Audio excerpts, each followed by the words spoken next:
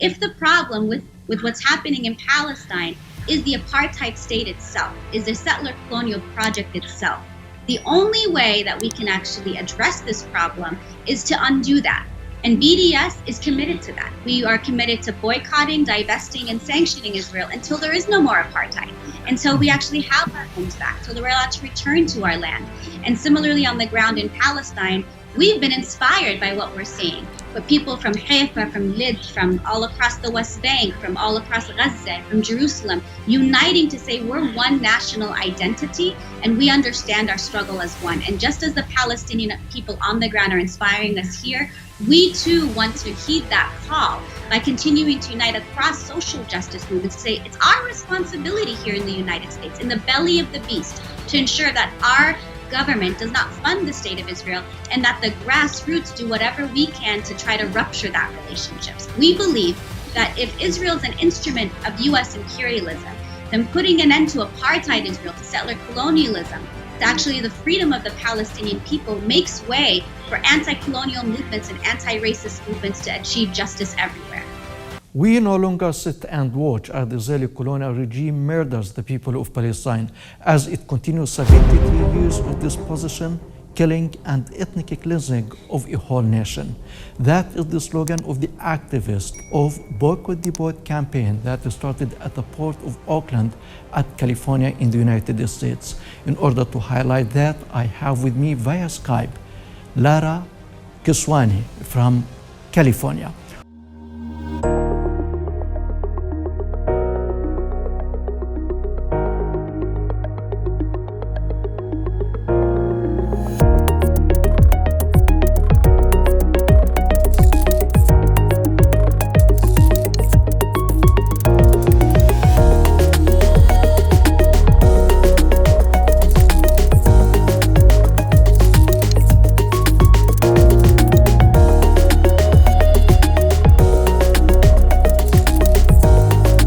Welcome to our program, Lara. Thank you for having me. Lara, first, may you give us a brief on the campaign of Boycott the Boat that started at Auckland and how you were able through this campaign to force the Israeli ships or cargo ships to leave the port unloaded? In 2014, during the war on Gaza, as many people were mobilizing in the thousands all over the world, we also were mobilizing in the thousands here in the San Francisco Bay Area. And we protested, and we said we wanted to do something that was effectively having an impact economically and politically on the state of Israel. A BDS campaign that could actually isolate Israel politically and economically, both here and globally. So we decided to build on a history of the International Longshore Warehouse Union, the ILWU, the dock workers, here in Oakland, California. And we got a call from Palestine, the Palestinian General Federation of Trade Unions, who asked labor in the United States to stand in solidarity with them. So as a result, we worked with the local union here and let them know what the call was coming from Gaza, and really tried to build relationships with them so they understood the history of what's happening in Palestine, its connection to South Africa. And we mobilized to the port of Oakland for 5 consecutive days. We successfully stopped the Israeli Zim ship from unloading. The workers honored the picket for 5 days. Then the next month we showed up again. The following month we showed up again. And since then, 7 years, the Israeli Zim ship has not docked in the port of Oakland until this year. So this year, in May, when we found out for the first time that the Israeli Zim shipping company, the largest shipping company from the state of Israel, was trying to come back to Oakland, we renewed the call to block the boat. And we again successfully blocked it in Oakland and called for international actions and have blocked it all over the world. Yeah, and how is your campaign, which is part, of course, of the BDS, and its goal is clear, justice for the people of Palestine, justice for every human being on this planet, how it is conceived by the people of California and the United States in general? Well, I think we're at a time now, there's international consensus, and particularly around social justice movements here in the United States, that Palestine is central to any racial justice issue, that Palestine is central to any economic justice issue, that Israel is an exploited state. So inherently, workers understand that. And I would say the workers, a black-led union, a black-based union here in Oakland, California, being the ILWU, understood that. And for that reason, when we showed up to the port, they said, we're not touching that ship. They did not cross our picket, and they did not unload that ship in 2014. When it came back again, we were confident that the union, the same union that did not unload cargo from apartheid South Africa in 1984, that same union was going to understand the connection between apartheid South Africa and apartheid Israel. And not only was it Arab and Palestinians that showed up to the port of Oakland on June 4th when we blocked it, but it was all communities across the Bay Area who felt compelled to show solidarity with Palestinian people, understanding that the liberation of Palestine is inherently needed for the liberation of all people. Yes, and the efficiency and the effect of your campaign has gone even beyond the port of Auckland and the United States, as we watched the dock workers in Italy and in South Africa preventing the Israeli ships from discharging at the ports there. So how do you see the progress that your campaign is achieving worldwide?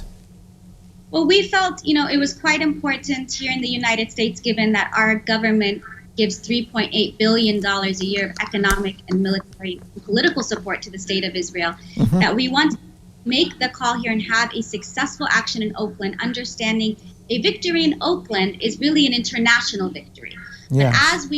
As we made the call to mobilize to block the boat, the ship refused to dock because it was trying to avoid our protests. So during this time, we decided to put out an international call for people around the world to stand in solidarity, not only with Palestine and Palestinian workers, but with ILWU Local 10, the black-led, black-based union here in San Francisco, the dock workers, who were, in our minds, going to understand the cause and not cross that picket.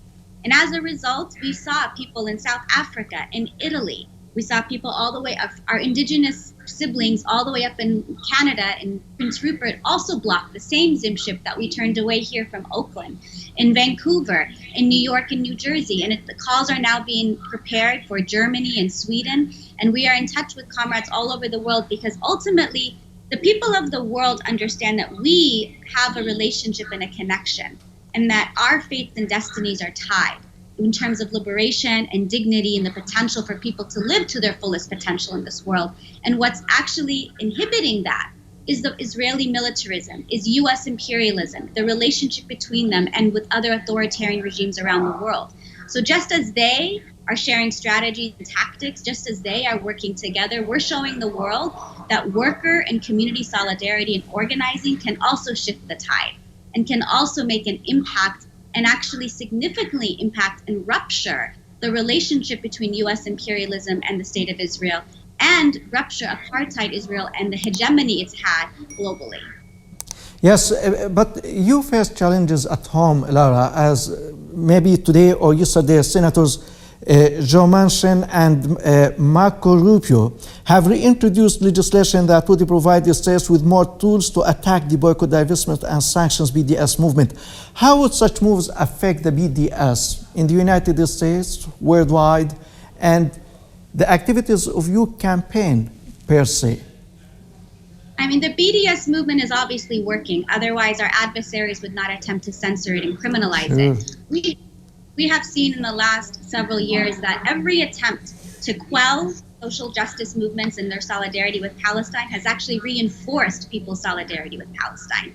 Even when we were about to block the boat here in Oakland, the Zionist Lawfare Project attempted to intimidate ILWU, our dock workers, and tell them it was illegal for them to honor a picket. Did they not honor the picket as a result? No, on the contrary. They actually put out a statement in solidarity with Palestine.